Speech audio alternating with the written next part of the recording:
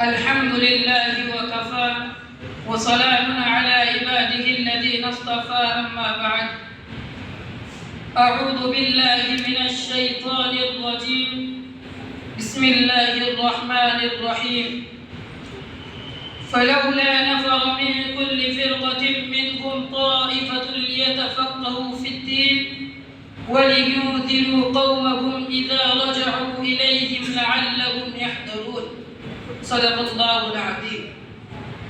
100 بار سوالا ہے ہم نے اس ملک کے گیسوے پر ہم کو، 100 بار سوالا ہے ہم نے اس ملک کے گیسوے پر ہم کو، یہ اہل جنوب بتلائیں کہ کیا ہم نے دیا ہے علم کو.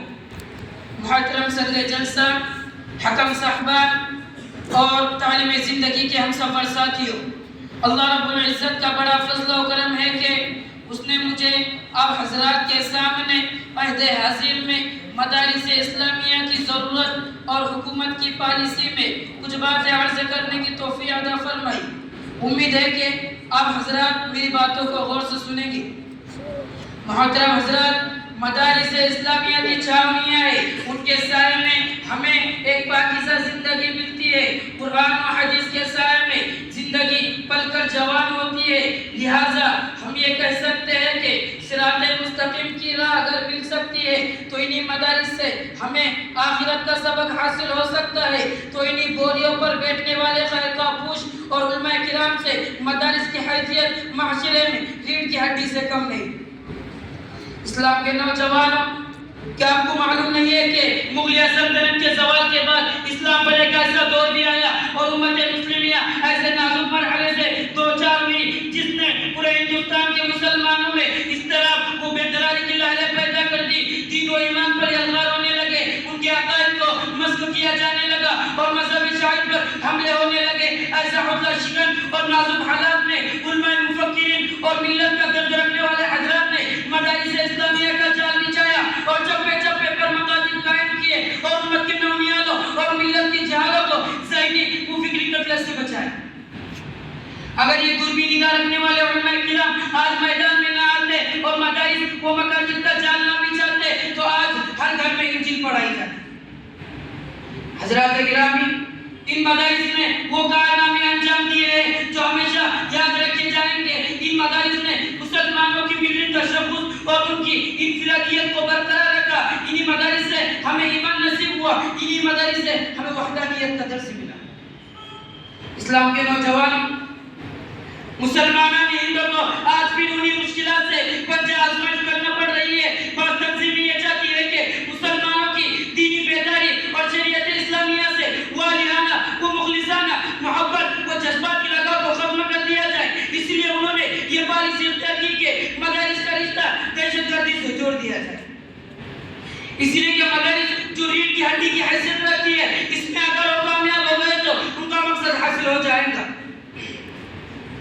اس وقت ملک میں ایک ایسی بڑی جماعت موجود ہے جو مسلمانوں کو بدنام کرنے اور انہیں رسوا کرنے کے بہانے ڈھونڈتی پھرتی ہے. ملک میں جب بھی کوئی فساد ہوتا ہے تو اس کا سہرا اور ساری ذمہ داری مسلمانوں کے ساتھ ڈالی جاتی ہے اور ہر ممکن یہ تاثر ملتا ہے کہ مسلمان فطری طور پر گنڈا اور جرائم پیشہ ہے کیونکہ ان کا مذہب تلواروں کے زوروں پر پھیلا ہے. ساری دنیا میں خون کی ندیاں بہائی. دوستو، اسی پر بس نہیں کیا بلکہ یہ بھی کہا جاتا ہے کہ مدارس دہشت گردی کے اڈے ہیں اور یہاں پر دہشت گردی کی تعلیم دی جاتی ہے اور مدارس کے طلبہ ISI کے ایجنٹ ہیں. حالانکہ دنیا نے یہ تسلیم کیا ہے کہ اسلام قتل و غارت گری، لوٹ کسوٹ، چوری، ڈاکہ، زمین، ظلم و زیادتی، فتنہ پردازی کے نشانوں کو مٹا کر امن و شانتی، اخوت و ہمدردی، بھائی چارگی کی تعلیم دیتا ہے. اسلامی تعلیمات کے خزانہ میں دہشت گردی کا کوئی نام نشان تک نہیں. اس اقرار کے بعد بھی اسلام اور مدارس کے خلاف زبان درازیاں کرنا اور مدارس کے طلبہ کو دہشت گردی کا کارخانہ قرار دینا یہ غیر منصفانہ اور ظالمانہ کردار نہیں تو اور کیا ہے؟ اور کیا یہ اسلام کی بنیاد کو ہلا دینے والا عمل نہیں ہے؟ اسلام کے نوجوانوں، آج ہمارے اسلام و نیت اور جمہوری ملک میں مسلمانوں کی جان و مال، عزت و آبرو اور ان کے مذہب پر خطرات منڈلا رہے اور ظلم و ستم کو فروغ مل رہا ہے. شریعت مطالعہ پر عمل کرنا دشوار کن ہوتا جا رہا ہے.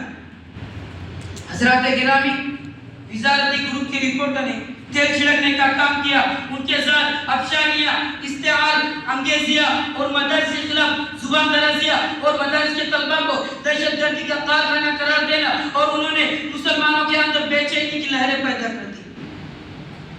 ایسے نازک وقت میں ہمارے درمیان حاجی امداداللہ مہاجری مکی رحمۃ اللہ علیہ اور مولانا قاری طیب صاحب جیسے بے باک اور بے خوف رہنماؤں کی روحیں بے قرار ہو کر پکار رہی ہے کہ جوانوں اٹھو، اپنی محبت اور اپنے ایمان کا امتحان دو اور اپنے دست بازو کو مضبوط کرو، اسلام کے محافظ ہو، اسلام کے محافظ ہو۔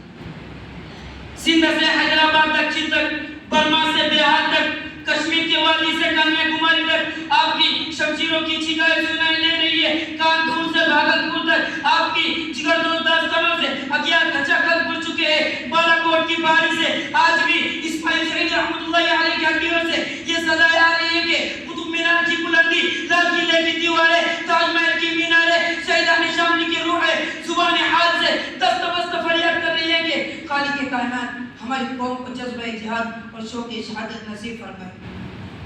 خالد بن ولید کی شجاعت، محمد بن قاسم کی بہادری اور صلاح الدین ایوبی کی مستقل مزاج عطا فرمائے۔ اللہ تعالیٰ ہم سب کو مدارس اسلامیہ کی حفاظت کرنے والا بنائے، آمین۔ باطل سے دبنے والے اے آسمان نہیں ہم، باطل سے دبنے والے اے آسمان نہیں ہم، سو بار کر چکا ہے تو امتحان ہمارا، نہ سمجھو گے تو مٹ جاؤ گے اے ہندوستان والوں، نہ سمجھو گے تو مٹ جاؤ گے اے ہندوستان والوں، تمہاری داستان تک بھی نہ ہوگی داستانوں میں۔ وآخر دعوانا الحمدللہ۔